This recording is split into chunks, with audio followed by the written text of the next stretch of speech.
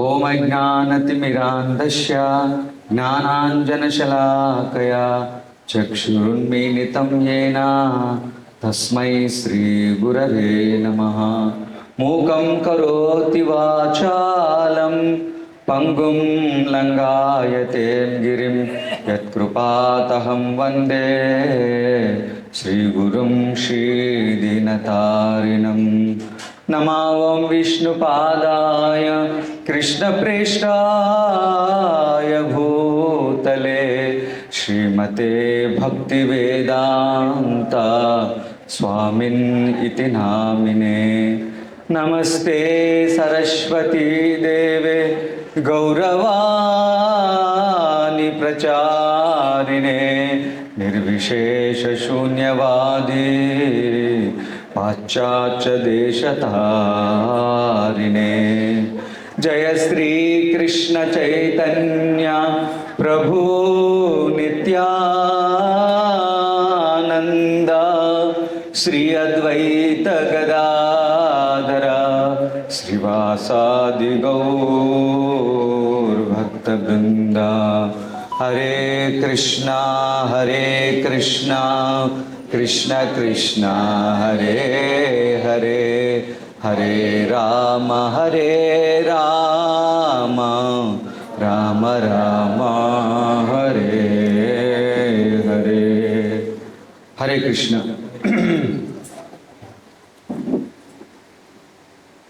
So Bhagavad Gita అంటే జనరల్గా మనకి ఎప్పుడైతే గుర్తుకొస్తుందంటో ఎప్పుడు వస్తుంది? జాతస్య హి, ఆ శ్లోకం వినబడుతుంది కదా, అప్పుడు వెంటనే గుర్తుకొస్తుంది. జాతస్య హి ధ్రువో మృత్యుః ధ్రువం జన్మామృతస్య చ తస్మాదపరిహార్యార్థే నత్వం శోచితుమర్హతి. పుట్టిన వారికి మరణము తప్పదు, మరణించిన వారికి తిరిగి జన్మము తప్పదు, అనివార్యము కాని దీనికి ఎందుకయ్యా దుఃఖితో. ఇలాంటి ఈ మాట వినగానే ఏమనుకుంటాం మనం ఇమీడియట్గా? ఎవడో పోయాడండి అంటాడు. ఎందుకు ఆ త్రోవలు ఎందుకు వెళ్ళాలి, వేరే రూట్ మార్చేద్దాం మనం. అంటే భగవద్గీత అంటే ఏదో చనిపోయిన సమయంలో ఏదో వింటాం ఈ మాట పాట, అంతేగాని మనకి ఆ ఘంటసాల మహానుభావుడు గుర్తుకొస్తాడు తప్ప కృష్ణ పరమాత్మ గుర్తురాడు కదా. కరెక్టా? ఆ పాట వినగానే అలా అనుకుంటాం. కానీ భగవద్గీత అనేది చనిపోయిన తరువాత కాదండి. ఎప్పుడు కావాలి మనకి భగవద్గీత? ముందు బ్రతికున్నప్పుడు కావాలి. ఎందుకంటే దిస్ ఈజ్ ద మాన్యువల్. అంటే మన జీవితంలో ఎలా నేర్చుకోవాలి, ఏ విధంగా మనం ప్రవర్తించాలి, ఎటువంటి ఆహారం తీసుకోవాలి, యుక్తాహార విహారస్య యుక్త చేతస్య ఏమంటున్నాడు భగవంతుడు, ఎలాంటి ఆహారం తీసుకోవాలి అంత ఇదొక మాన్యువల్ లాంటిది. ఈ ఇన్స్ట్రుమెంట్ని ఎలా వాడుకోవాలని భగవద్గీత చెప్తుంది, అంతే కదా. అరే శరీరం ఉన్నప్పుడు ఈ భగవద్గీత చదవకుండా పోయిన తర్వాత ఏం చేస్తాం మనం? భగవద్గీత అంతే కదా. ఎలా వినండి. కాకపోతే ఇక్కడ చూడండి ఒక అద్భుతం. భగవద్గీత పోయిన వాళ్ళ గురించి కూడా భగవద్గీత చాలా అవసరం ఇప్పుడు, కరెక్టా కదా. అందుకని ఈరోజు ప్రత్యేకంగా మనందరం ఉన్నప్పుడు చదవాలి భగవద్గీత. మనం వెళ్ళిపోయిన తర్వాత కూడా ఏదో సౌండ్ తేడా వస్తుంది. సౌండ్ కొంచెం ఇందాక ఫస్ట్ బాగుంటే ఇంతకుముందు. Yes, Hare Krishna. This is okay okay, ఇది బాగుంది కదా. ఎస్, చూడండి భగవద్గీత అనేది ఎవరు చెప్పారు? శ్రీకృష్ణ భగవానుడు. ఎస్, శ్రీకృష్ణ భగవానుడు తన ముఖ పద్మముల ద్వారా చెప్పాడు. కరెక్టా? ఎప్పుడు చెప్పాడండి భగవద్గీత? చాలామంది అంటారు ఏమైనా భగవద్గీత నాకు సమయం ఉండట్లేదండి. కరెక్టే కదా. ఎప్పుడు భగవద్గీత చదువుతాను, నాకు ఎలా చదువుతుంది, జాబ్కి వెళ్ళాలి, మా భార్య బిడ్డల్ని పోషించాలి, కరెక్ట్, ఇవన్నీ ఉన్నాయి, మరి నేను ఎప్పుడు భగవద్గీత చదువుతాను? అంత టెన్షన్గా ఉంది. కానీ భగవద్గీత ఎప్పుడు చెప్పారండి? ఏ టెన్షన్లో చెప్పారు? కురుక్షేత్ర యుద్ధంలో. అక్కడ సమయం లేదు. ఎదురుగా ఉన్న పక్షం వారు వచ్చి శత్రువులు వచ్చేస్తున్నారు, రెడీ అయిపోతున్నారు, అంతా మోగించేశారు. కరెక్టే కదా, డంకా మోగించారు వెళ్ళిపోవడానికి యుద్ధం. ఆ సమయంలో ఎంత టెన్షన్ ఉంటుందండి అందరూ కూడా. ఎప్పుడు శత్రువు వస్తాడో వాడి మీద పడాలి. ఆ సమయంలో భగవద్గీత చెప్పారు. అంటే భగవద్గీత చెప్పడానికి చదవడానికి ఏమైనా సమయం ఉంటుందా అండి? లేదు. నేను ప్రశాంతంగా రిటైర్ అయిపోయిన తర్వాత భగవద్గీత చదువుతాను, నో. ఇప్పుడే స్టార్ట్ చేయాలి. యుద్ధంలో భగవద్గీత చెప్పడం జరిగింది. కరెక్టా? ఇది సమయం. అంటే చాలామంది సమయం లేదని అంటారు కదా, కానీ సమయం అనేది ఎప్పుడు రాదండి, మనం కల్పించుకోవాలి ప్రియారిటీ. కరెక్టా? మనకు సంబంధించిన విషయాలు దీంట్లో ఉన్నాయి, వేరే ఏం లేవండి దీంట్లో. ఎవరో చనిపోయిన తర్వాత విషయాలు లేవు, చనిపోయిన వాళ్ళ గురించి కూడా దీంట్లో ఉన్నాయి, ఎలా మనం ప్రవర్తించాలని భగవద్గీతలో. కరెక్టా కదా? సో ఇది అంత అద్భుతమైనది ఈ భగవద్గీత. భగవంతుడి యొక్క పాద పద్మముల నుంచి ఉద్భవించినది ఏంటండి? గంగాజలం. గంగాజలం ఎంత పవిత్రమైనది. అలాగే భగవంతుడి యొక్క ముఖ పద్మం నుంచి వచ్చింది ఏంటి? భగవద్గీత. కరెక్టే కదా? అందుకనే ఆది శంకరాచార్యులు వారు ఏం చెప్తున్నారు? ఏకం శాస్త్రం దేవకీ పుత్ర గీతం. ఏమంటున్నాడు? ఒక్కటే శాస్త్రం ఉంది. ఏంటి ఆ శాస్త్రం? దేవకీ పుత్ర గీతం. దేవకీ పుత్రుడు అంటే ఎవరు? శ్రీకృష్ణ భగవానుడు. అదే భగవంతుడు. ఏకో నామః తస్య నామాని. ఒక్కటే నామం ఉంది. ఏంటా నామము? శ్రీకృష్ణ భగవానుడి యొక్క నామం. హరినామములే అన్ని మంత్రములు కదా. మన ఎవరు ఆచార్య? అన్నమయ్య ఆచార్య. హరినామములే అన్ని మంత్రములు, హరిలోనే బ్రహ్మాండములు. హరిలోనే మొత్తం అన్నీ ఉన్నాయి, హరినామంలోనే మొత్తం శక్తులన్నీ ఉన్నాయి. కాబట్టి హరినామాన్ని మీరు స్వీకరించాలి, హరి చెప్పే మాటలను మనం వినాలి. కరెక్టే కదా? సో భగవద్గీతలో ఎన్నో అధ్యాయాలు ఉన్నాయి. ముఖ్యంగా దాన్ని 3 భాగాలుగా విడగొట్టారు. దాంట్లో ఏంటది? ఒకటి భక్తి యోగం అనేది సెంటర్ పార్ట్. ఇది ఈ పుస్తకం ఉందనుకోండి, దీంట్లో సెంటర్ పార్ట్ ఏంటండి? 9వ అధ్యాయము పరమ గుహ్య జ్ఞానము. That is the centre part of that, right? ఇప్పుడు ఈ పుస్తకంలో మనకి అట్టలు ఉన్నాయి, 2 అట్టలు. ఈ మధ్యలో ఎసెన్స్ ఉంది. కరెక్టా? ఈ భక్తి యోగాన్ని కాపాడేది ఏంటి? పరమ గుహ్య జ్ఞానాన్ని. జ్ఞానయోగము అండ్ కర్మయోగం. అంటే ఇది జ్ఞానయోగము, ఇదేంటండి? ఇది కర్మయోగము. మధ్యలో ఏంటండి? భక్తి యోగము. చూసారా? సో ఈ భక్తి యోగం అనేది జ్ఞానయోగము కర్మయోగము చేత రక్షించబడుతుంది. చాలామంది ఏమంటారంటే, అందరికి గుర్తొచ్చేది ఏంటండి భగవద్గీత అంటే? ఏమని గుర్తొస్తుంది? ఎక్కువగా వచ్చే శ్లోకం ఏంటి ఎవరికైనా? కర్మణ్యేవాధికారస్తే మా ఫలేచు కదాచన. అదే కదా, ఇమీడియట్గా అదే చెప్తారు ఎవరైనా బయటికి వెళ్తే. కరెక్టా? అంటే వాళ్ళకి ఇదే వస్తుంది గుర్తు, కానీ యాక్చువల్గా భగవద్గీతలో ఇంత ఉందని ఎవరికి కూడా తెలియదు. కాబట్టి మనం ఏం చేయాలి? భగవద్గీతని ప్రతిరోజు కూడా అధ్యయనం చేయాలి గురు ముఖ పద్మం ద్వారా. ఎక్కువగా మీరు ఎంతమంది దగ్గర భగవద్గీత ఉందండి? చెప్పండి, చేతులు ఎత్తండి. వెరీ గుడ్, 90% వరకు ఉన్నారు. ఇంకా భగవద్గీత యథాతథం అండి. భగవద్గీత బుక్ అందరి దగ్గర ఉంటుంది, ఎందుకంటే మనకి చిన్న బుక్ ఉంటుంది, అది కాదు. ఇది ఎంతమంది దగ్గర ఉంది? భగవద్గీత యథాతథం అంటే 50%. Okay, very good. ఎవరైతే ఈ భగవద్గీత లేదో దయచేసి మన స్టాల్లో ఉంటుంది, ప్రభుజీ ఇస్తారు, తీసుకోండి. ఈరోజు చాలా ఆస్పీషియస్. ఎందుకు? ఇప్పుడు ఏంటంటే ప్రత్యేక మాసం నడుస్తుంది. ఇప్పుడు మహాలయ పక్షమే కదా, పితృపక్షాలు. చాలా అద్భుతం. ఈ పితృపక్షాల రోజుల్లో ఎవరైతే భగవద్గీత చదువుతారో ఏమవుతుంది? పితృలు వింటారంట, పితృదేవతలు. కరెక్టా కదా? వాళ్ళు వినేసి మనకి దీవెనలు ఇచ్చిపోతారంట. నా కొడుకు, నా పిల్లలు, నా మనవలు ఏమైనా భగవద్గీత చదువుతారని వస్తారంట. మధ్యాహ్నం 12 గంటలకి వచ్చి భోజనం పెడతారా? ఏమైనా అక్కడ కూర్చుంటారంట ద్వారబంధం ముందు. భోజనం పెడతారా, భాగవతం అని చెప్తారా, భగవద్గీత చెప్తారని అక్కడ కూర్చుంటారంట. ఎవడైనా ప్రసాదం పెడతాడేమో, విష్ణు ప్రసాదం అని. ఎవరైతే ఈ ప్రసాదం పెడతారో వాళ్ళకి మంచి బ్లెస్సింగ్స్ ఇస్తారంట. నా మనవులు, నా కొడుకులు వీళ్ళు పెడుతున్నారు, వీళ్ళు సుఖ సౌఖ్యాలతో, భోగభాగ్యాలతో హ్యాపీగా ఉండాలి, ఈ జన్మలోనే భగవద్ధామానికి వెళ్ళాలని వాళ్ళు మన గురించి ప్రార్థన చేస్తారు. కాబట్టి మీ అందరూ భగవద్గీత తీసుకోవాలి, భాగవతం తీసుకోవాలా, చదవాలి, విష్ణు ప్రసాదం. ఇప్పుడు ఈ 15 రోజులు చాలా చాలా ఇంపార్టెంట్. అయితే మీకు ఎక్కువ టైం వేస్ట్ చేయను. అందరూ కూడా 2వ అధ్యాయము 41వ శ్లోకం పితృపక్షాల గురించి, ఆ శ్లోకాన్ని తీసుకోండి. మన అర్జునుడు చెప్తున్నాడు. 41వ శ్లోకం 2వ అధ్యాయం గీతాసారం.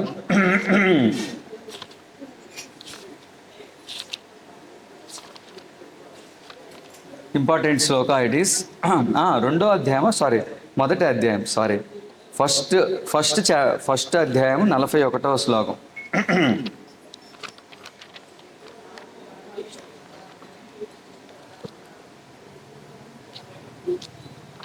ఉద్ఘాతం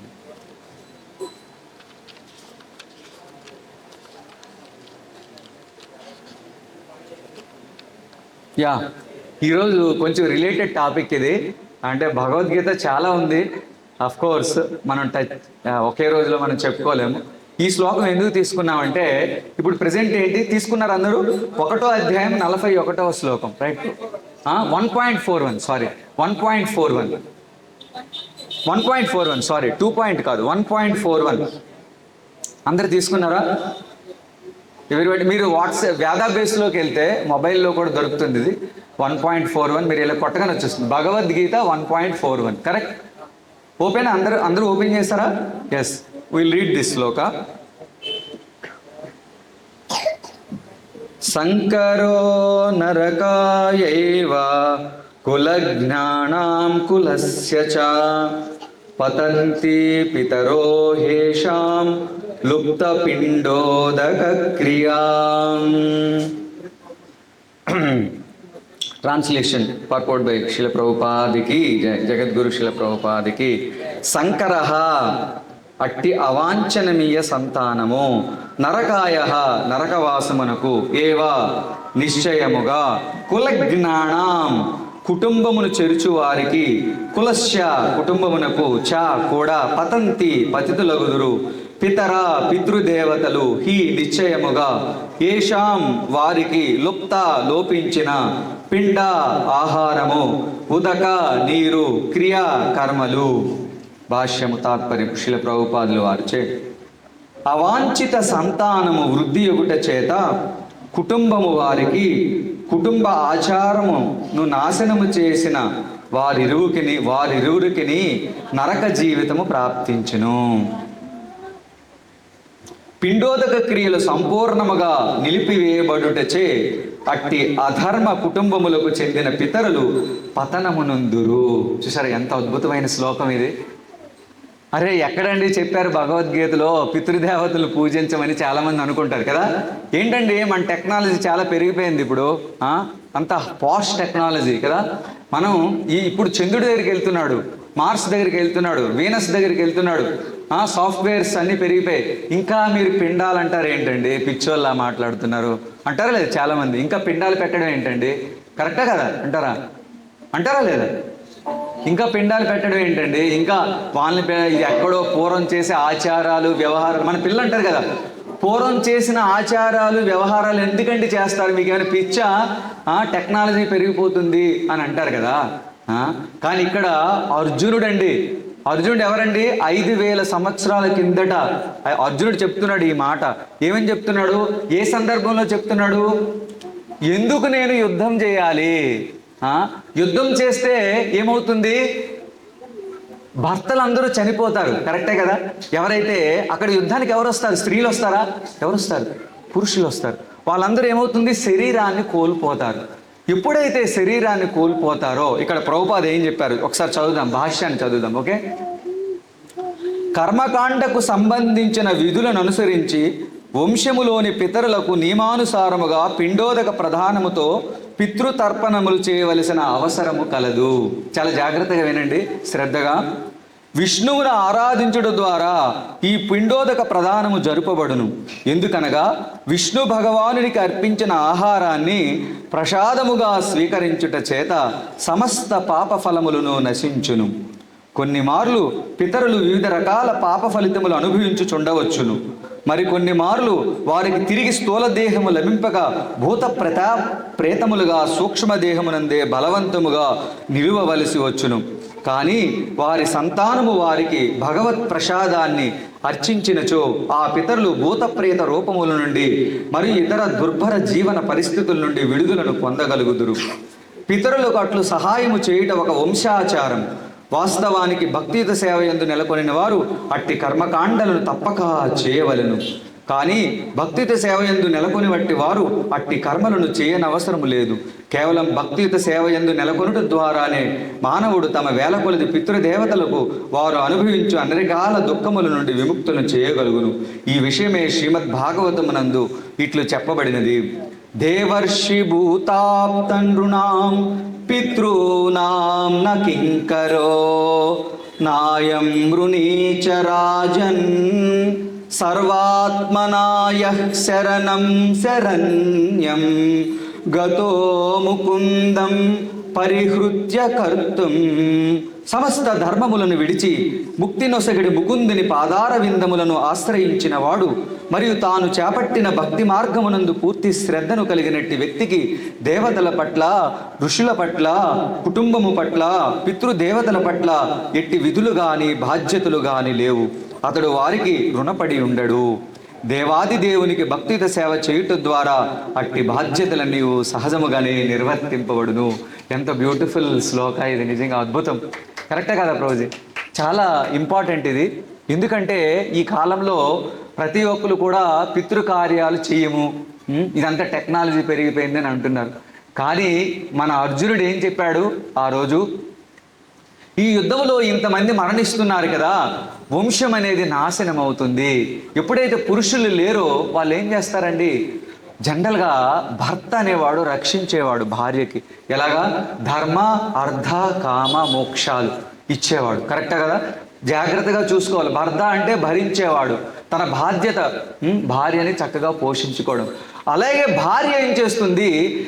తన ధర్మ, అర్థ, కామ, మోక్షాలలో సహకరిస్తుంది. ఎవరు? భార్య.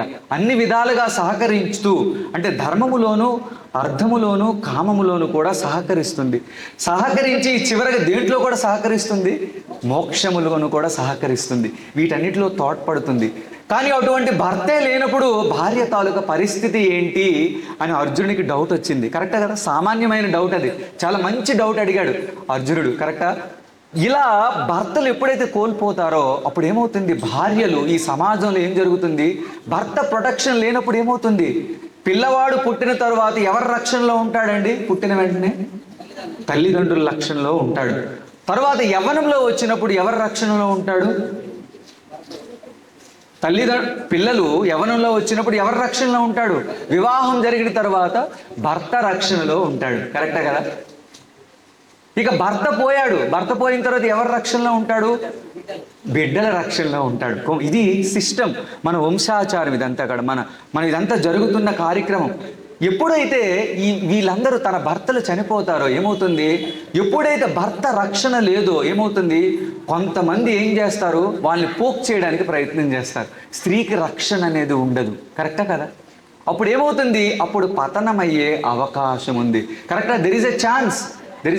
రక్షణ అనేది ఎప్పుడు లేదో అప్పుడు ఏమవుతుంది?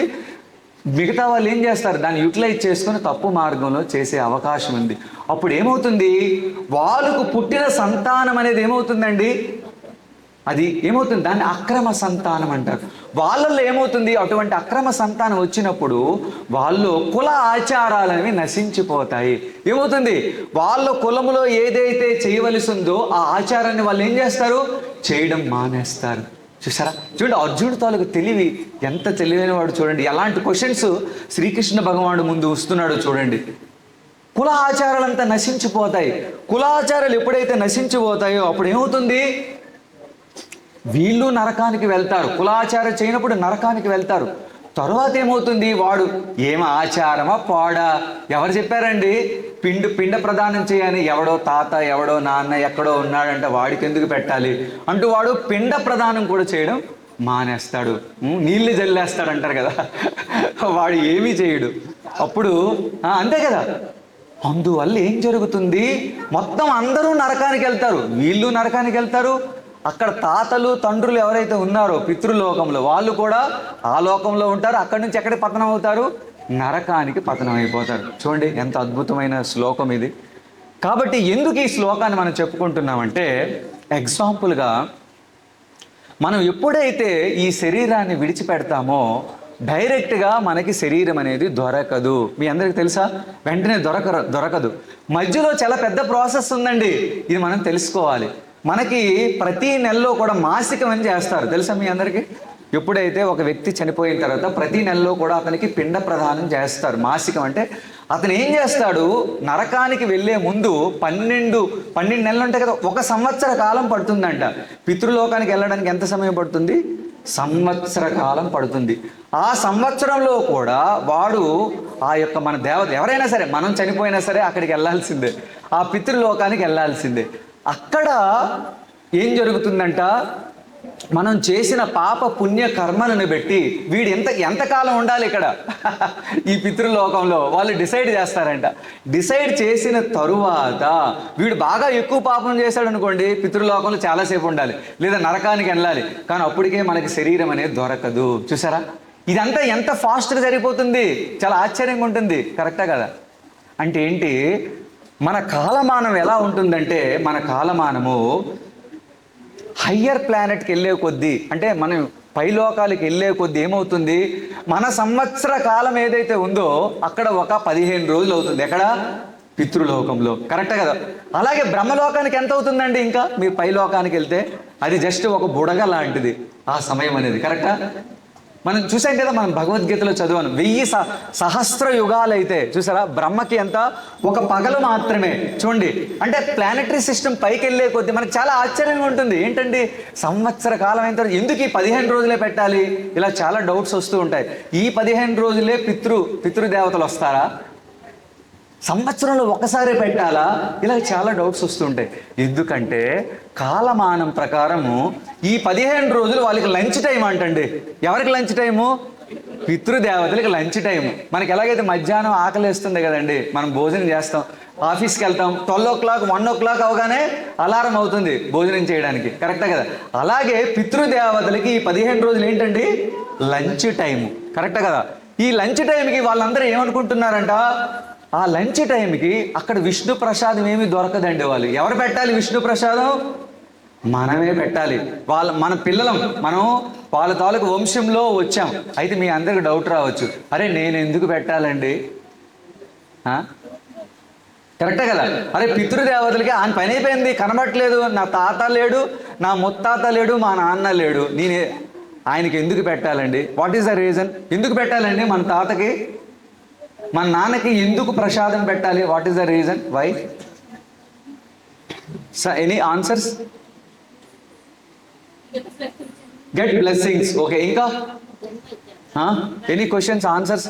పితృదేవతలకు ఎందుకు పెట్టాలి పిండ ప్రదానం? జన్మనిచ్చాడు కాబట్టి. వెరీ గుడ్, మనకి జన్మనిచ్చాడు. జన్మతో పాటు ఇంకేమిస్తాడండి? మనకి ఒక కులాన్ని ఇచ్చాడు, మనకు వంశాన్ని ఇచ్చాడు. కరెక్టా? తర్వాత ఏంటంటే ఆస్తి కూడా ఇచ్చాడండి తాత. కరెక్టే కదా? డబ్బులు ఇచ్చాడండి, ఆస్తులు మన ఎకరాలు రాసుకుంటాం కదా. మా తాత పేరున ఆస్తి అంటే నా తదనంతరం మా మనవడికి చెందాలి, తదనంతరం మా కూతురికి చెందాలి, మా కొడుకుకి చెందాలి అంటే ఆస్తులు బాగా తీసుకుంటామండి మనం కదా తాత దగ్గర. కరెక్టా? ఆయన ఇచ్చిన ఆశీస్సులు తీసుకుంటాం, కానీ అతను ఒక ముద్ద అన్నం పెట్టడానికి మాత్రం మనకి చాలా కష్టం. సంవత్సరానికి ఒక్కసారి. ఎంత ఘోరం అండి ఇది, చాలా అన్యాయం. అంటే మనకేంటి, కృతజ్ఞత అనేది లేదు మనకి. కరెక్టా? అరే మనకి ఆస్తినిచ్చే వాళ్ళ దగ్గరే మనకు కృతజ్ఞత లేనప్పుడు ఇంకెవరి మీద మనకు కృతజ్ఞత ఉంటుందండి? కరెక్టే కదా?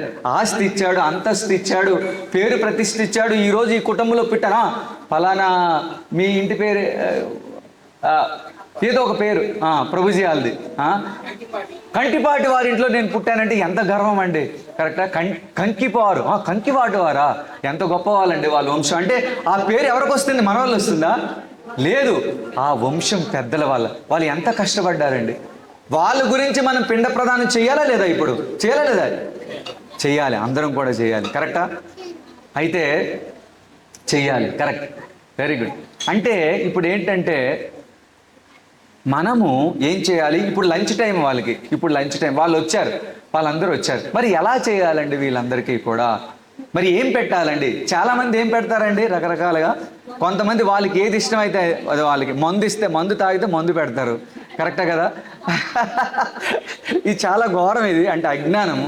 లేకపోతే అతను మాంసం తింటాడంటే మాంసం వండేసి పెడతారు. ఇక్కడ ఏమంటారండి, ఐ డోంట్ నో, అనే దగ్గర ఇది ఉంది, దీన్ని బియ్యం పోయడం అంటారు, ఐ డోంట్ నో దట్. నువ్వులు బియ్యం పెడతారు, బియ్యం దాంతోపాటు మాంసం కూడా పెడతారు. కరెక్టే కదా? అది మాంసం పెట్టడం వల్ల ఏమవుతుంది, వాడు ఇంకా నరకానికి వెళ్తాడు. కరెక్టే కదా? ఆల్రెడీ ఇక్కడ తిన్నాడు మాంసం. అతను పెట్టాల్సింది ఏంటి? మనం విష్ణు ప్రసాదం. కరెక్టే కదా? విష్ణు ప్రసాదం పెడితే ఏమవుతుంది? అతను ఏమవుతుంది? విష్ణు ప్రసాదం వల్ల ఏమవుతుంది? వాడు జన్మ మృత్యు జరా వ్యాధి, అంటే ఆ లోకంలో పాప నరకాన్ని అనుభవిస్తున్నాడు కదా, అవన్నిటి నుంచి వాడు బయటపడతాడు. చూసారా? కరెక్టే కదా. కానీ అందరూ చెప్పే వీళ్ళ ఆచారం ప్రకారం ఏం చెప్తున్నారు, మందు పెట్టాలి, మాంసం పెట్టాలి. చాలామంది ఇలా అది చాలా తప్పండి, దయచేసి అలా పెట్టొద్దు. మీరు మీ ఆచారం ప్రకారం పెడితే పెట్టండి, కానీ వాళ్ళు నరకానికి వెళ్తారు. కాబట్టి మీరు ఏం చేయాలి, కృష్ణుడికి పెట్టిన ప్రసాదం అనేది వాళ్ళకి పెట్టాలి, రైట్. ఒక మీ ఆచారం ప్రకారం అయితే పెట్టండి, దాంతోపాటు విష్ణు ప్రసాదం పెట్టండి. తర్వాత ఇంకేం పెట్టాలి, హరినామ సంకీర్తనం చేయాలి. ఏం చేయాలి, వైష్ణవులకి పిలిచి వాళ్ళకి ప్రసాదం పెట్టాలి. మన ఇంట్లో హరినామ సంకీర్తనం చేయాలి. ఇంకేం చేయాలి, భాగవత శ్రవణం చేయాలి. కరెక్ట్ కదా. మీ అందరికి విన్నాం దుందుకారి కదా, మీ అందరం మనం చర్చించుకున్నాం. అంటే అంటే చూడండి, ఇక్కడ ప్రభుపాద మెన్షన్ చేస్తున్నారు, వాడు చేసిన పాప కర్మల వల్ల ఏం చేశాడు, జనరల్గా అందరికి టెండెన్సీ ఏంటండి, వాడి దగ్గర ఆల్రెడీ 20 కోట్ల ఆస్తి ఉంటుందండి. చూడండి. కానీ వాడు ఏమనుకుంటాడంటే, వాడు ఆ 20 కోట్లతో ఎప్పుడు తిండండి, డబ్బులు ఉంటాయి వాడి దగ్గర, బ్యాంకులో దాచిపెడుతూ ఉంటాడు.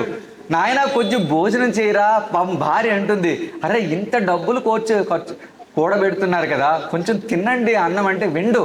ఏమంటాడు, నా యొక్క తరతరాలకు ఉండాలమ్మా ఆస్తి అంతా, నా కొడుకులకు ఉండాలి, వాడి కొడుకు ఉండాలి, వాడు కొడుకు, అరే నువ్వు ఫస్ట్ భోజనం చేయి, అంతే కదా.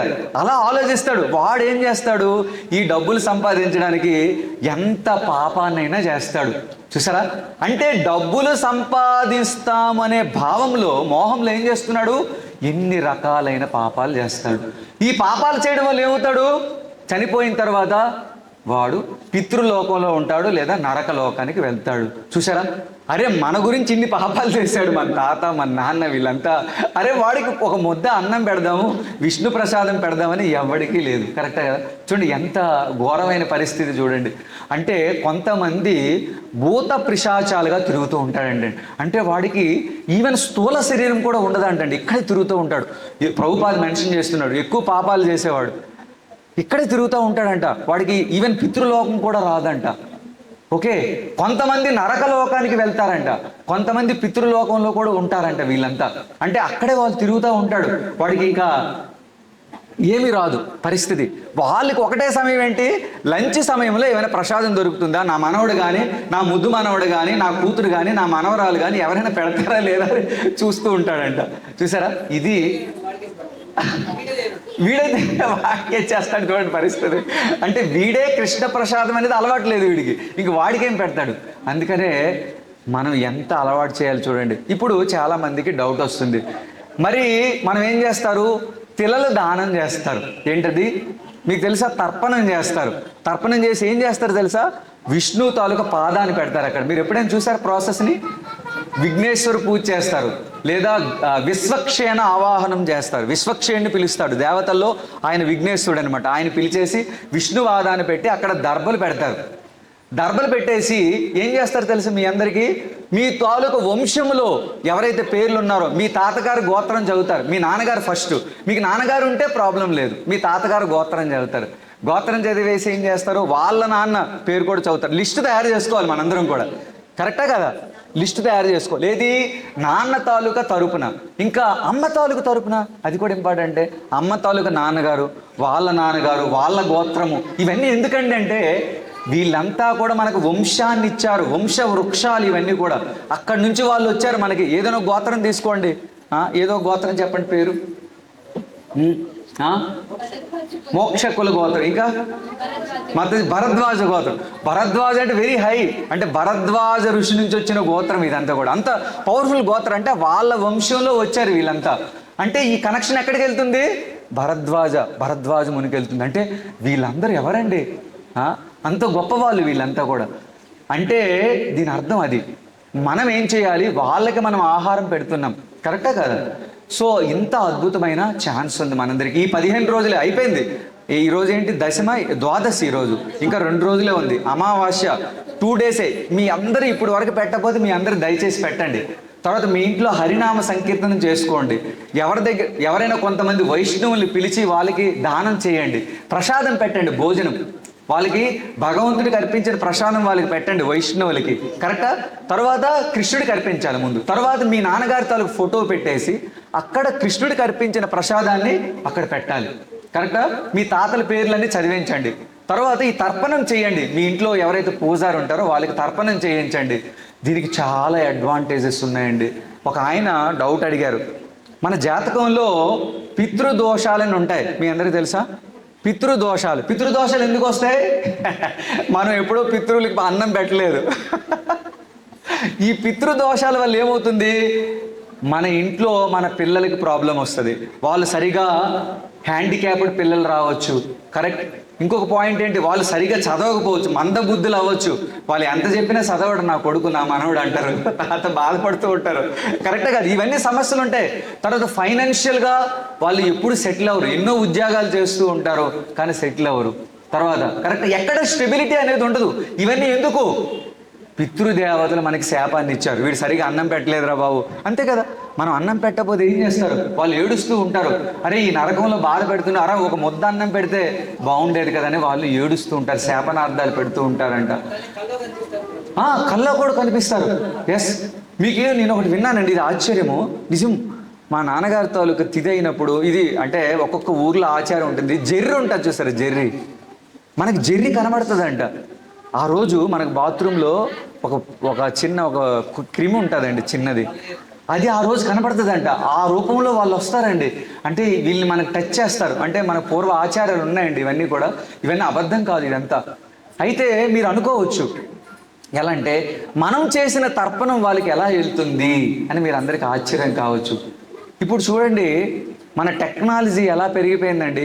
ఈరోజు మాతాజీకి ఒక 1000 రూపాయలు పంపించాలనుకోండి, నేను ఏం చేస్తానండి, మాతాజీకి క్యాష్ ఇస్తానా, నేను ఏం చేస్తానండి, జస్ట్ నెంబర్ కొడతాను, గూగుల్ పే చేస్తాను, వెళ్ళిపోతుంది డబ్బులు, కరెక్టా? ఎంత టెక్నాలజీ ఉంది ఇప్పుడు, కరెక్టా? ఇప్పుడు ఎక్కడో క్రికెట్ మ్యాచ్ అవుతుంది, ఇక్కడ టీవీలో చూస్తున్నాను, ఎలా జరుగుతుంది ఇదంతా కూడా టెక్నాలజీ. అంటే మనకే ఇంత టెక్నాలజీ వచ్చినప్పుడు మరి అటువంటి దేవతలకి, అటువంటి పితృదేవతలకి టెక్నాలజీ లేదా అండి?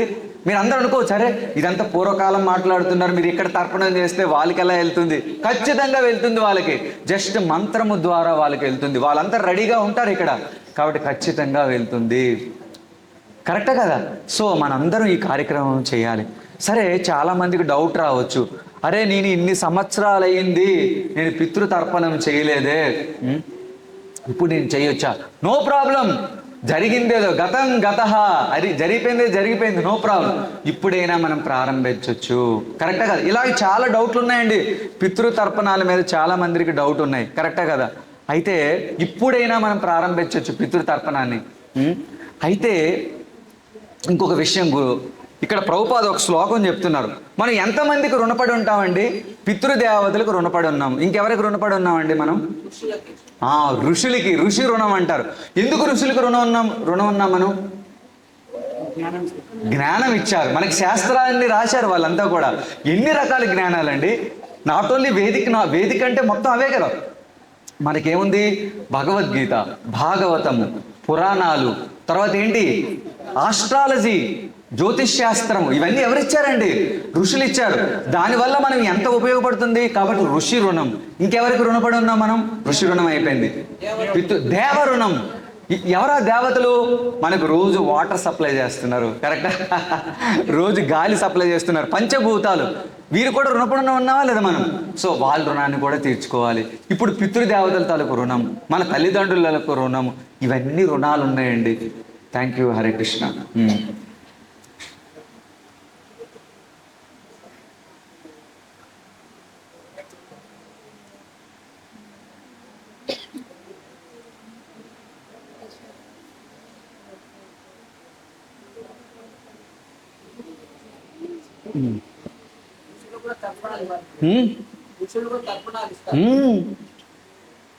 తర్పణము, ఆ తర్పణం ద్వారా వాళ్ళకి ఆహారం ఇలా ఇస్తారు, కరెక్ట్ కదా? ఇక్కడ పెట్టుకొని ఇవ్వాలి. అంటే వాళ్ళు ఏం చేస్తారంటే, మీరు అందరు అనొచ్చు, మరి వాళ్ళకి శరీరం ఉంటుందా? కరెక్టే కదా? ఇప్పుడు ఒకటి ఆత్మకి శరీరం ఉంటుందా, ఒకటి సూక్ష్మ శరీరం అనేది ఉంటుంది. మనకి స్థూల శరీరం ఉంటుంది. స్థూల శరీరం అంటే ఏంటి? ఇప్పుడు మనం నోటితో తింటున్నాం హాయిగా, ఇంద్రియాలు ఉన్నాయి మనకి, కర్మేంద్రియాలు, జ్ఞానేంద్రియాలు, ఇవన్నీ ఉన్నాయి కదా. పొట్టకెళ్తుంది, ఆహారం తింటున్నాం. కానీ మళ్ళీ వాళ్ళకి కూడా శరీరం ఉంటుందా? వాళ్ళకి స్పెషల్ శరీరం ఉంటుందంట. వాళ్ళు కూడా ఆ శరీరం ద్వారా వాళ్ళు ఆహారాన్ని స్వీకరిస్తారు, వాళ్ళు శక్తిని పొందుతారు. ఎలాగైతే ఆత్మ అనేది నరకానికి వెళ్ళే లోపు మనం పిండం పెడతాం కదా, 13 రోజులు కార్యక్రమం చేస్తాం కదా, అప్పుడు ఏమవుతుంది, ఆ శరీరం అనేది మెల్లమెల్లగా పెరుగుతూ ఉంటుందంట, అవయవాలు వస్తూ ఉంటాయి. కాబట్టి మనం ఇచ్చిన శక్తి ప్రకారం వాళ్ళు ఈ ప్రసాదాన్ని స్వీకరించి అక్కడ నరకంలో ఉన్న ఏదైతే భయంకరమైన నరకాలు ఉంటాయో ఆ నరకాలను తట్టుకోవడానికి వాళ్ళకి శక్తి ఇస్తారంట. మనం తినే ఆహారం వాళ్ళకి బలం వస్తుందంట.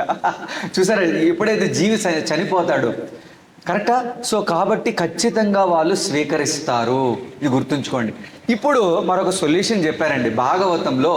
మీకు చాలా డౌట్స్ ఉన్నాయండి ఈ పితృదేవతల మీద.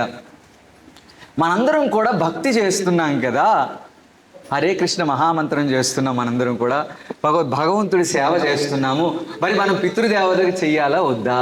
ఒక క్వశ్చన్ ఉందా, ఎవరికైనా డౌట్ ఉందా? ఇవన్నీ ఎస్, చెయ్యాలా వద్దా? చెయ్యాలి. ఎందుకు చేయాలి, ఎందుకు చేయకూడదు? అయ్యా, ప్రొటెక్షన్ ఎక్కువ అవుతుంది. ఎస్ మాతాజీ, ఇద్దరు కరెక్ట్. శుద్ధ భక్తులం కాదు. ఇక్కడ భాగవతంలో ఒక శ్లోకం ఉందండి. ఏంటి ఆ శ్లోకం? తృణాదపి సునీచేన తరోరపి సహిష్ణున. మన శ్రీ చైతన్య మహాప్రభు చెప్పారు, అమాలిన మానదేన కీర్తనయ్య సదా హరిహి. అంటే మనము సదా హరిని స్మరిస్తున్నామండి. మనం 24 గంటలు. మీరు ఎవరైతే 24 గంటలు హరే కృష్ణ మహామంత్రం చేయడం, 24 గంటలు భాగవతం ఎవరైనా చదువుతున్నారా, వింటున్నారా? మరి అలాంటప్పుడు మనం ఖచ్చితంగా చేయాలి. మన రెస్పాన్స్. చాలామంది ఇదే డౌట్, అరే నేను కృష్ణ భక్తునండి, నేను ఇస్కాన్లో జాయిన్ అయ్యాను, నేను ఎందుకు చేయాలి? No, we are not pure devotees. మనం శుద్ధ భక్తులం కాదు. 24 గంటలు హరే కృష్ణ మహామంత్రం చేస్తున్నారా? ఓకే, చెయ్యొచ్చు. ఎవరు ఉన్నారు అలాంటి వాళ్ళు? ఎవరు లేరు. ఎవరు? నామాచార్య హరిదాస్ ఠాకూర్ ఒక్కడు ఉన్నాడు. ఆయన ఏమి తిండంట, ఓన్లీ జపం చేస్తాడంతే. కానీ మనం ఆ స్థితిలో లేము. కరెక్టా? 24 గంటలు భాగవతం వింటున్నారు ఎవరైనా? నో. 1 గంట వినడానికి చాలా కష్టపడుతున్నాం. ఓ గంట అమ్మో చాలా కష్టం, అరే నాకు చాలా పనులు ఉన్నాయంటారు. కాబట్టి ఖచ్చితంగా చెయ్యాలి. ఇంకా డౌట్స్ ఏమైనా ఉన్నాయా ఈ దేవతల మీద? ఇంకేం చెప్తున్నారు? ఒకటి, ఇక్కడ ప్రభుపాద్ దీంట్లో ఒక ఇంపార్టెంట్ పాయింట్ చెప్పారు, చాలా ఇంపార్టెంట్. ఇది చాలా ఇంపార్టెంట్. సమస్త ధర్మాలను దేవర్షి భూత. ఇప్పుడు మనం దేవతలకు రుణపడి ఉన్నాము, మీరు అందరు చెప్పారు. పితృదేవతలకు రుణపడి ఉన్నాము, పంచమహాభూతాలకు రుణపడి ఉన్నాము, తర్వాత మన గురువులకి రుణపడి ఉన్నాము, ఋషులకు రుణపడి ఉన్నాము, ఇలాగా వేరే జీవులు కూడా రుణపడి ఉన్నాము. వీరన్నిటి తాలూకు రుణం ఎలా తీర్చుకోవాలి? భాగవతం చెప్తుంది ఏమని? దేవర్షి భూత తృణానాం పితృనాం నకింకరో నాయం రుణీచ రాజన్ సర్వాత్మనాయ శరణం శరణ్యం గతో ముకుందం పరిహృత్య కర్తుం. అయితే ఒకటి అండి, అందుకనే అర్జునుడికి చాలా జ్ఞానం చెప్పాడు భగవద్గీతలో భగవంతుడు. కానీ చివరిగా ఏం చెప్పాడండి భగవంతుడు? ఇప్పుడు ఎవరైతే 24 అవర్స్ భక్తిలో ఉంటారో వాళ్ళు చేయాల్సిన అవసరం లేదండి. ఎవరైనా ఉన్నారు అలాగా? ఓన్లీ పూర్తిగా డెడికేటెడ్ అయిపోయిన వాళ్ళు ఎవరైనా ఉన్నారు ఇక్కడ భగవత్ సేవలో? ఇంక నేనేమీ లేదు, నేను పూర్తిగా భగవంతుడికి డెడికేట్ అయిపోయినాను ఎవరైనా ఉన్నారా? లేదు. అందుకనే భగవద్గీతలో ఏం చెప్పాడు?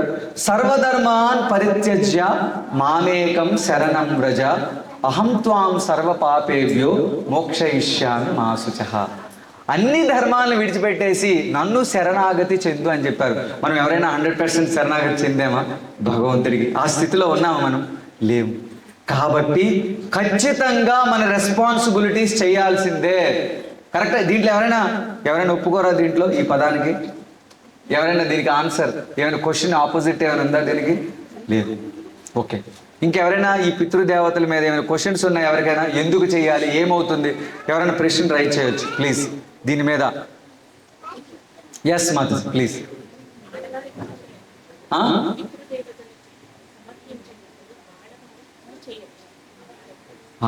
వెరీ గుడ్, వెరీ మంచి క్వశ్చన్ మాతాజీ, వెరీ నైస్. చూడండి, కొంతమంది పిల్లలకి అంటే తల్లిదండ్రులకి సంతానం ఉండదు. కొంతమందికి పుత్రులు కూడా ఉంటారు, ఓన్లీ ఆడపిల్లలే ఉంటారు. కరెక్టే కదా? పుత్రహ అంటే అర్థం ఏంటి? పున్నామ నరకము నుంచి తప్పించేవాడిని పుత్రుడు అని అంటారు. అందుకని అందరూ కూడా పుత్రులు కావాలి అని అంటారు. కరెక్టే కదా? ఒక మాతాజీ ఎవరైతే ఉన్నారో వాళ్ళు కూడా ఇవ్వచ్చు. ఎందుకంటే ముఖ్యంగా ఎలా ఇవ్వాలి అంటే వాళ్ళు ఏ విధంగా చేయాలంటే వైష్ణవులకి పిలిచి వాళ్ళ ఇంట్లో హరినామ సంకీర్తనం చేయించి ప్రసాదనం అంటే వైష్ణవులకి ప్రసాదం పెట్టి ఎవరంటే ఒక వైష్ణవుడైన భక్తుడిని పిలిచి లేదా వాళ్ళని పిలిచి మీరు తర్పణ ఇవ్వచ్చు, ఖచ్చితంగా చేయొచ్చు. ఒకసారి ఏం జరిగిందంటే మహాభారతంలో ఈ స్టోరీ వస్తుంది. కర్ణుడు ఏంటంటే కర్ణుడు దేనికి ఫేమస్ అండి? దాన కర్ణుడు. అంటే తన చేతిలో ఏది ఉంటే దానం ఇచ్చేస్తాడండి. ఎవరైనా వస్తే నా దగ్గర ఏముందా, గోల్డ్ రింగ్, గోల్డ్ ఏమంటారు, ఏది ఉంటే అది ఇచ్చేస్తాడు. అంత దాన కర్ణుడు, గొప్పవాడు. అయితే అతను ఏం చేస్తాడంట, స్వర్గానికి వెళ్ళాడంట. ఎందుకు? దానం చేశాడు కదా, స్వర్గానికి వెళ్ళాడు. స్వర్గానికి వెళ్ళిన తర్వాత అతనికి లంచ్ టైంలో ఏమొచ్చాయని తెలుసా? ప్లేట్లో మనకి లంచ్ టైంలో ఏమొస్తాయి జనరల్గా? మీరు ఏది కావాలంటే అది, పులిహోర, దద్దోజనం, బ్రహ్మాండంగా తినేస్తాం కదా. కానీ ఆయనకి ఏమొచ్చింది తెలుసా? ముత్యాలు, హారాలు, తర్వాత వజ్రాలన్నీ ప్లేట్లో వచ్చాయంట లంచ్ టైంలో. ఇదేంట్రా బాబు, వెంటనే కాల్ చేశాడు. ఇదేంటిది, నేను భోజనం చేయడానికి ముత్యాలు హారాలు తింటానా అని అంటే అతను కాల్ చేశాడు, కమ్ బేరర్ ప్లీజ్ కమ్ అంటే అప్పుడు నువ్వు ఏ రోజు కూడా పితృలకి నువ్వు పెండం పెట్టలేదు కాబట్టి నీకేమొచ్చింది? పితృలు వచ్చారు, పితృదేవతలు వచ్చారు, నువ్వు వాళ్ళకి ఏం పెట్టాలి? విష్ణు ప్రసాదం పెట్టలేదు కాబట్టి నీకు ఇవే వచ్చాయి. వెంటనే కర్ణుడు మళ్ళీ వచ్చాడంట భూమి మీదకి వచ్చి మళ్ళీ ఆయనకి ఆ పెర్మిషన్ ఇచ్చారు, స్పెషల్ పెర్మిషన్ ఇచ్చి ఈ పిండోదక క్రియలు చేసి దాని తర్వాత మళ్ళీ పైకి వెళ్ళాడంట. అప్పుడు మంచి ఆయనకు కావాల్సిన పులిహోర, దద్దోజనం అన్నీ వచ్చాయంట. అప్పుడు ప్రసాదం తిన్నాడంట. అంటే ఎంత ఇంపార్టెంటో చూడండి ఇది. Yes, your doubt is clear Mataji. ఇంకెవరికైనా డౌట్స్ ఉన్నాయా please? Yes Mataji. Very good, అది కూడా చాలా మంచి ప్రశ్న. మనకి సంక్రాంతి, ఈ సంక్రాంతి అంటే సంక్రమణం, అంటే సూర్యుడు మకర రాశిలోకి వెళ్తాడు. అంటే చాలా పవిత్రమైన దినం, అది చాలా పవిత్రం. ఆ రోజు కూడా దేవతలు వస్తారంట, ప్రత్యేకంగా పితృదేవతలు వస్తారు. అప్పుడు కూడా మనం తర్పణం చేస్తాం. వెరీ గుడ్, మంచి పాయింట్ మాతాజీ. ఈ మహాలయ పక్షాలతో పాటు ఆ రోజు కూడా మనం చేయాలి ఖచ్చితంగా. ఇది ఒక మంచి అవకాశం. Very nice Mataji. ఇంకెవరికైనా ప్రశ్నలు ఉన్నాయా? ఎస్, తిథి, ఎస్, దాన్ని ఏమంటారు? తద్దినం అంటారు మనం. సో ఆ తద్దినం కూడా చాలా ఇంపార్టెంట్. ఆ తద్దినం రోజు వాళ్ళు వస్తారంట, మన నాన్నగారు కానీ వాళ్ళు వస్తారు. ముఖ్యంగా వాళ్ళు వచ్చినప్పుడు మనం ఖచ్చితంగా వాళ్ళకి విష్ణు ప్రసాదం పెట్టాలి, కృష్ణ ప్రసాదం పెట్టాలి. మీ అందరికి డౌట్ వస్తుంది, మరి విష్ణు ప్రసాదం ఎందుకు పెట్టాలి? ఎవరికైనా డౌట్ చెప్పగలుగుతారా ఎవరైనా? విష్ణు ప్రసాదం ఎందుకు పెట్టాలి? వై?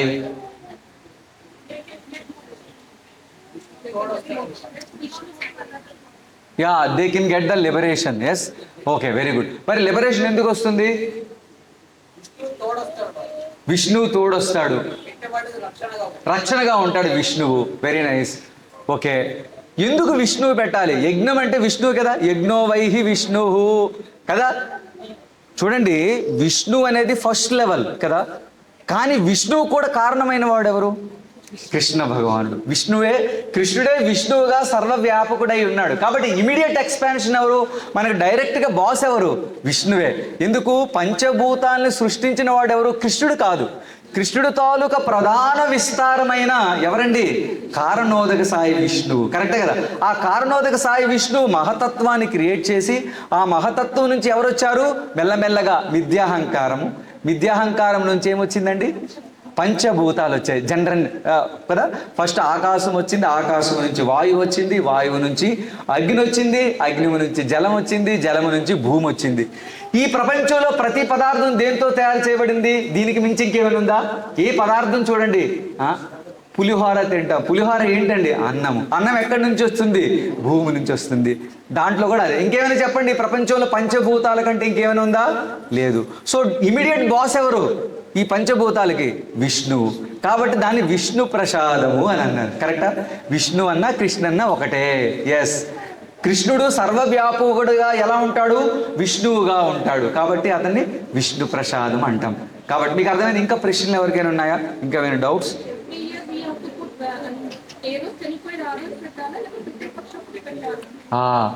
ఒకటి, మన ఆచార వ్యవహారాలు ఎలా ఉన్నాయంటే తద్దినం కూడా చేస్తారు. అంటే మన కులంలో ఏం చేస్తారంటే ఆ తద్దినం రోజు కూడా ఆ వ్యక్తి వస్తాడని కాబట్టి తద్దినం చేయాలి.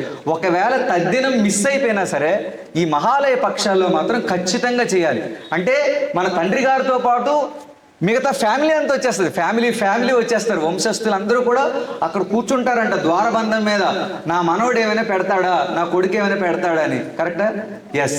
ఇంకా ఏమైనా ప్రశ్నలు ఉన్నాయా? హరే ఎస్ మాధవి. పెట్టాలి, తద్దినం పెట్టినా సరే ఈసారి పెట్టాలి. దీనివల్ల ఏమవుతుంది, తద్దినం వల్ల కొంత వంశ ఆచారంలో కొంతమందికే వెళ్తుంది, కానీ ఇప్పుడేమవుతుంది అందరూ వచ్చేస్తారు, మూకమ్మడిగా వచ్చేస్తారు. అంటే చూడండి, ఇప్పుడు మనం ఏదైనా భోజనాలు పెట్టేటప్పుడు మనం ఏం చెప్తాం, ఏదైనా వివాహం అయినప్పుడు అందరినీ పిలుస్తాం. ఎందుకు? వాళ్ళ తాలూకు బ్లెస్సింగ్స్ దొరుకుతాయని, నా కొడుకు కూతురికి వాళ్ళ తాలూకు బ్లెస్సింగ్స్ కావాలి అని. అలాగే పితృదేవతల వంశంలో ఉన్న వాళ్ళందరూ వచ్చేస్తారు మూకమ్మడిగా, వాళ్ళందరికీ పెట్టచ్చు. ఇంకెవరికైనా ప్రశ్నలు ఉన్నాయా? ఎస్ ప్రోజీ.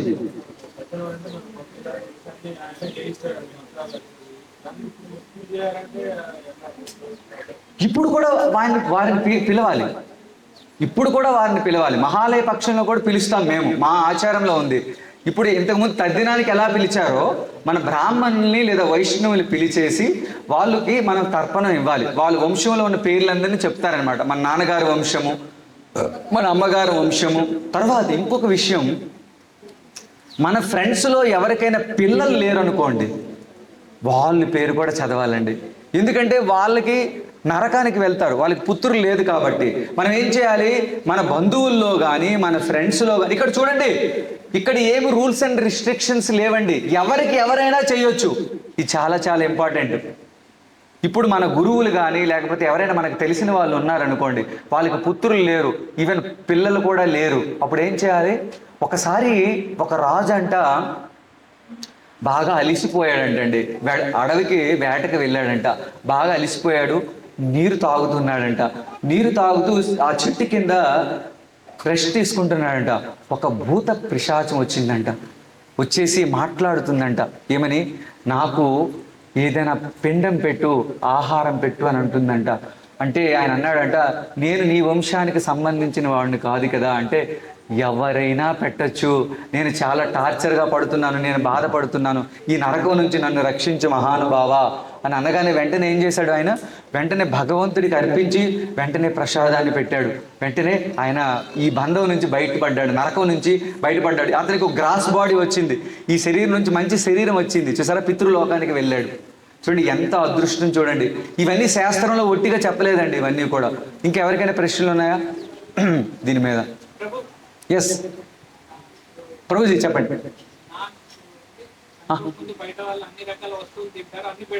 ఓకే,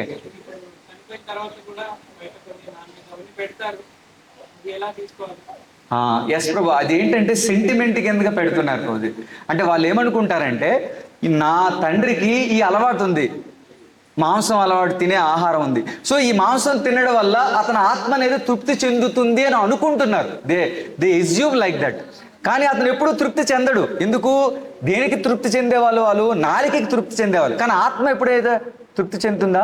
సవై పుంష పరోధర్మ యతో భక్తిర్ అదోక్షజ అహైతుకి అప్రతిహత యయాత్మ సుప్రసీదతి. పరోధర్మం ఏంటంటే అన్నిటికంటే పరోధర్మం ఏంటి? అహైతుకి అప్రతిహత. అంటే అహైతుక అంటే ఏంటి? ఎప్పుడూ ఆపకుండా, అహైతుక అంటే ఎటువంటి కారణం లేకుండా ఎవరైతే కృష్ణ భక్తి చేస్తారో, ఇంకోటి అప్రతిహత, ఎటువంటి అడ్డు లేకుండా కృష్ణుడి యొక్క నామాన్ని చేస్తారో, కృష్ణుడి యొక్క సేవ చేస్తారో, వాళ్ళందరూ అప్పుడే వాళ్ళ ఆత్మ అనేది శాంతిస్తుంది. అందువల్ల ఏం చేయాలి? హరే కృష్ణుడు. మనం ఏం చేయాలి? మన ఇంట్లో హరినామ సంకీర్తనం చేయాలి. తర్వాత భాగవతం తీసుకోవాలి. ఎవరి దగ్గర అయితే భాగవతం లేదో వాళ్ళ ఇంట్లో భాగవతాన్ని స్థాపించాలి, భాగవతం చదవాలి, భగవద్గీత చదవాలి. తర్వాత ఇంకొక అవకాశం ఉంది మీ అందరికీ. మీరందరూ ఎవరైతే చేయలేకపోతున్నారో, నాకు ఆఫీస్ చాలా టెన్షన్ ఉందండి, నేను ఆఫీస్లో 12 గంటలు పనిచేయాలండి, సారీ ఎన్ని గంటలండి, 24 అవర్స్కి, కొంతమంది 18 అవర్స్ కూడా పనిచేస్తారు. మరి నా పరిస్థితి ఏంటి? దీనికి ఒక మెథడ్ ఉంది. మీరేం చేయాలి? ఈ పితృపక్షములో ఎవరైతే భగవంతుడు సేవ గురించి ప్రయత్నం చేస్తున్నారో, అంతే కదా, భగవంతుని ప్రచారంలో భగవంతుడి యొక్క ప్రసాదాన్ని డిస్ట్రిబ్యూట్ చేస్తున్నారో వాళ్ళకి ధన రూపంలో సహాయం చేయొచ్చు. అవకాశం ఉందా లేదా? ఎందుకంటే మరి ఈ టెక్నాలజీ ఏంటంటే వాళ్ళకి ఎలా తెలుస్తుంది అంటే it is very high technology. Google పేలో మనం ఎలా పే చేస్తున్నామో అలాగే ఓకే పలానా వ్యక్తి విష్ణు ప్రసాదం డిస్ట్రిబ్యూట్ చేయడానికి పలానా ఇస్కాన్ వాళ్ళకి లేకపోతే ఏదైనా సంస్థ కావచ్చు వాళ్ళకి ధన రూపంలో సహాయం చేశాడు. అతని ద్వారా ఈ పితృపక్ష సమయంలో వీళ్ళందరూ ధనాన్ని పంచాడు కాబట్టి వాళ్ళ తాలూకు పితృదేవతలకు కూడా ఈ యొక్క పుణ్య కర్మ ఏదైతే ఉందో వాళ్ళకి చెందుతుంది గాక అని గూగుల్ పే సిస్టంలో పెట్టేశారు అది. సో ఆటోమేటిక్గా ఏమవుతుంది, మనీ ట్రాన్స్ఫర్ అయిపోయినట్టు ఈ పుణ్యం ఏమవుతుంది ఆటోమేటిక్గా వాళ్ళ తాలూకు బ్యాంకులోకి ట్రాన్స్ఫర్ అయిపోతుంది, వాళ్ళ పితృదేవతల యొక్క బ్యాంకులోకి ట్రాన్స్ఫర్ అయిపోతుంది. అప్పుడు ఏమవుతుంది ఆటోమేటిక్గా పితృదేవతల నుంచి ఆటోమేటిక్గా రిప్లై వచ్చేస్తుంది, బ్లెస్సింగ్స్ ఆపోజిట్గా వచ్చేసి ఓ blessings. So this is one way. కానీ యాక్చువల్గా డైరెక్ట్గా చేయడం అనేది చాలా ఉత్తమమైనది, దాంతోపాటు ఇది కూడా చేయడం అనేది చాలా ఉత్తమమైనది. So you can follow any path. లేదు ఇంతవరకు నేను చేయలేదు, ఇప్పుడైనా మీరు స్టార్ట్ చేయొచ్చు ఈ ప్రాసెస్ని. దీంట్లో ఎటువంటి రూల్స్ అండ్ రెస్ట్రిక్షన్స్ లేవు. Any doubt ప్రోజీ?